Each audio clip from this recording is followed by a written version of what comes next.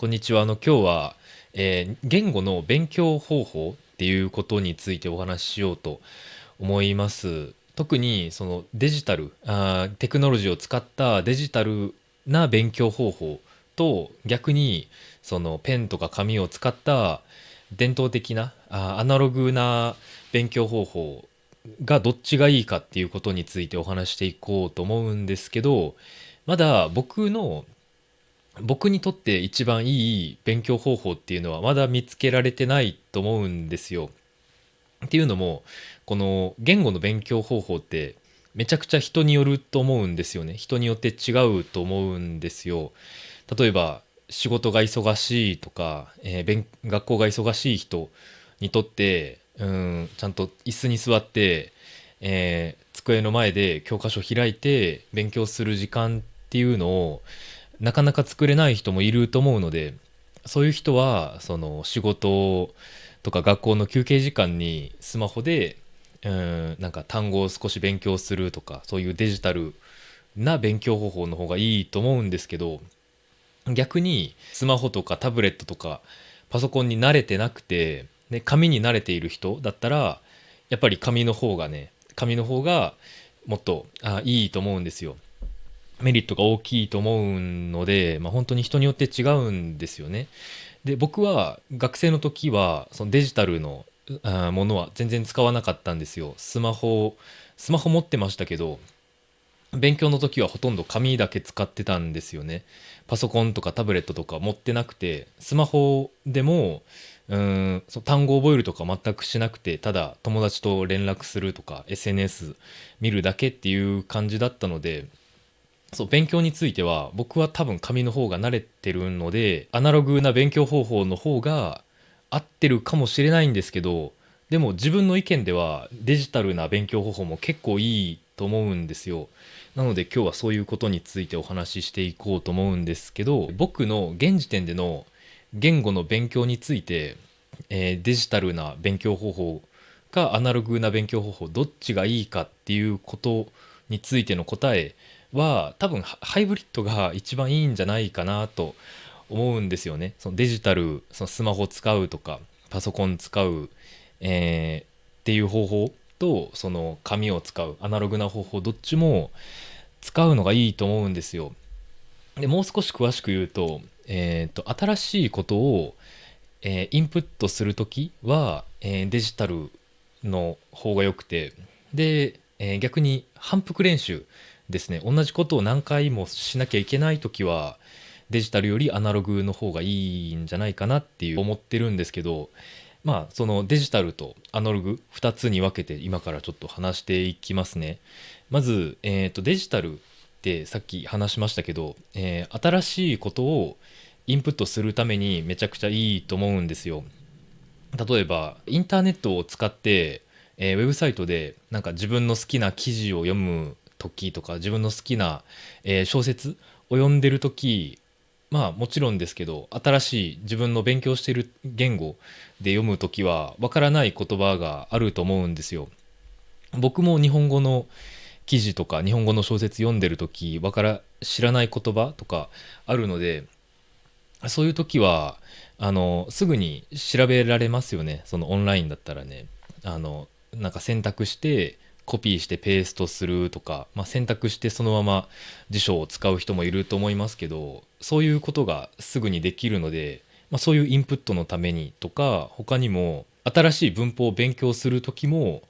デジタルな勉強方法の方がいいんじゃないかなって思ってて、例えばその紙の教科書を使ってる時にその文法を勉強しますよね。で、その文法の説明の下になんか例文いろいろあると思うんですけど、紙の教科書だったら多分例文が3つとか5つぐらいしかないと思うんですけど、デジタルだったらね、その自分が勉強したい文法をそのままインターネットで調べるとか、そういうことをしたらすぐにたくさんね、たくさん例文が見られるので、アクセスが簡単だからもうちょっと紙とかアナログな勉強方法より効率的かなと思うんですね。他にも聞くインプットですね、そのリスニングについても、アナログよりデジタルな勉強方法の方がいいんじゃないかなと思うんですね。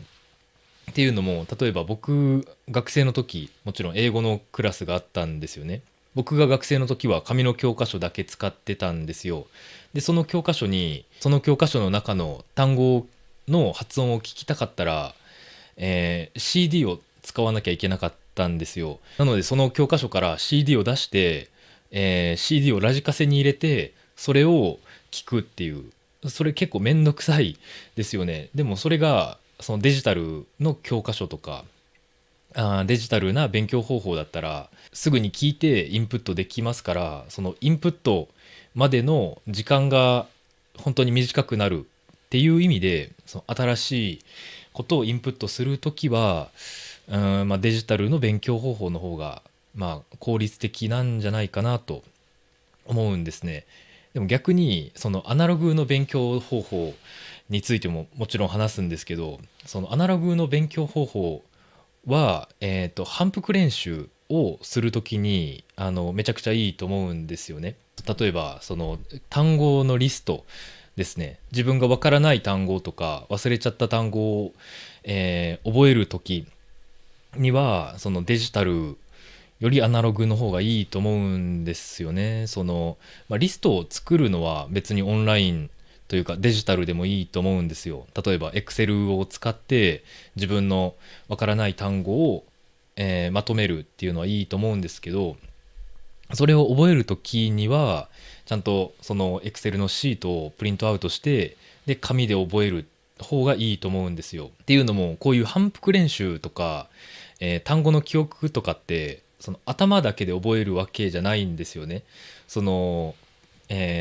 今読んでる本の重さとか、その今何ページを見てるかとか、どこにいる時にその単語を見たかとか、その部屋のその部屋が暑かったか寒かったかとか、そういういろんな要素が組み合わさってその単語とか、他のものもですけどいろんなことを覚えられると思うんですよ。その覚えるのがもっと簡単になると思うんですよね。そのスクリーンをただ見るだけより自分がその時触ってるものとかその音とか、いろんなことが大切になると思うので、なんか覚えるとかね、反復練習の時はやっぱり、アナログな方がいいんじゃないですかね。その他にも漢字についても本当にこれめっちゃ大切だと思うんですけど、その漢字を覚えたいんだったらやっぱり書いた方が結局早いと思うんですよね。もちろん新しい漢字を見てそれをインプットするだけだったら、デジタルの方が早いし効率的だと思うんですけど、その新しい漢字を覚えてその思い出すスピードを速くするとか、その漢字を書けるようになるためにはやっぱり反復練習が必要なんですよね。で、これも単語と同じなんですけど、そのためには、アナログの勉強方法の方が、覚えやすいんじゃないかなと思うんですよね。それからやっぱりそういう反復練習とか覚えるってめちゃくちゃつまらないと思うんですよ。でつまらないことをしなきゃいけないので、そのつまらないことをしてる時に、例えばスマホを使って単語を覚えてる時になんか通知誰かからメッセージ来たり、なんか面白い、自分の好きな YouTuber の通知が来たらなんかそっちを見ちゃう人もいると思うんですよね。でもそのアナログ紙で覚える人だったら、そういう通知があることは絶対にないので、そういう点でもそういう反復練習をするときにはアナログの方がいいんじゃないかなと思いますね。皆さんどう思いますかね。なんか僕のイメージですけど、その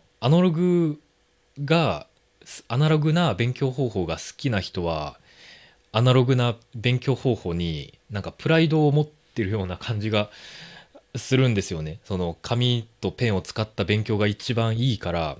その紙とペン以外使わないっていう人もいるし、そのデジタルな勉強にプライドを持ってる人はその AI 使うのが一番早くて効率的だって言うんですけど、でも実際は